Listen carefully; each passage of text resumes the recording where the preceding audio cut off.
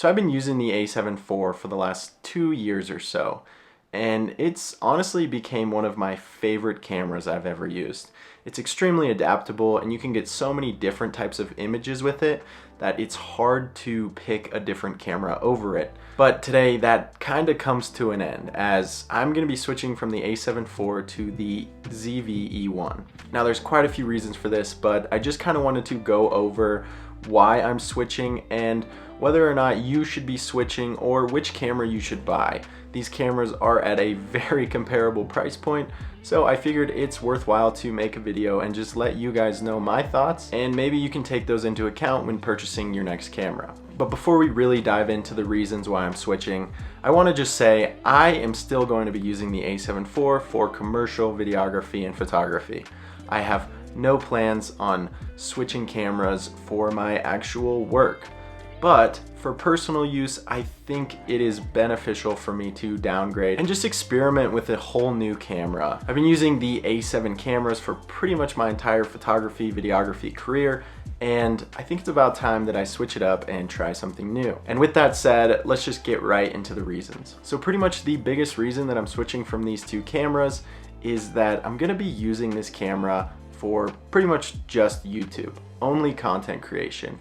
And this camera is like literally perfect for that. It shares the same sensor as the a7S III, which means the video is insane. The Sony a7 IV shoots in 4K 30, and the E1 will actually be shooting in 4K 60. What's crazy is if you want to shoot in 4K 60 on the a7 IV, you actually have to change the mode to Super 35 or APS-C mode, and that'll render like a 1.5 crop on your image, which sucks. But with the ZV-E1, you don't have to worry about that. You get 4K 60 footage as crisp and uncropped, and that is huge. The E1 also has a wider ISO range, which is pretty exciting to me considering I shoot a lot of stuff at night outside, and I think it will actually give me a lot of opportunities to start making some different kind of content with it. Both cameras do shoot in 10-bit, so there's not much difference there, as well as both being able to shoot in S-Log2, S-Log3, and S-Cinetone. But what's cool about the ZV-E1 is you can actually add your LUTs to the camera. So basically straight out of camera, you can get a pre-LUT loaded camera, which is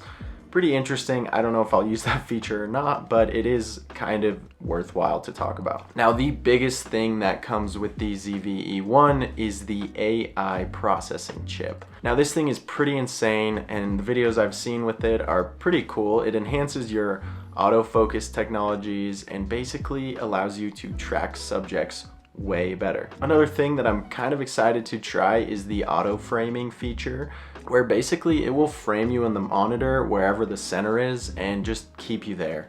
I think the biggest change to the camera is that it doesn't have a viewfinder. It is pretty much just a LCD screen. Honestly, I never really use the viewfinder on Sony cameras. I don't feel like there's any need to, especially with the flip out screen. You just don't really need to do that. Another big change is that Sony actually removed the mechanical shutter on this camera.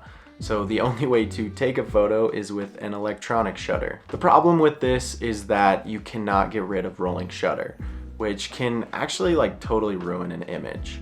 And if you're using flash photography, the flash sync speed is a lot slower too. So there are for sure some bad things about this camera when it comes to photography, but like I said, I'm probably not going to be using this camera for photography anyway, so I shouldn't need to worry about these couple things. Both of these cameras do have electronic stabilization, but with the Sony a7 IV with steady shot, you're going to be getting a little bit less of a crop when you turn that stabilization on, which is great, but supposedly the ZV-E1 will be a little bit more effective. You will get a little bit more of a crop, but it will be a little bit more effective. So, you know, you just kind of have to weigh which one is more important to you. And before we really finish up this video, I should mention price. So the Sony ZV-E1 is gonna be about $2,200 in the US, and the a7 IV is about $2,500 right now. So that is something to keep in mind,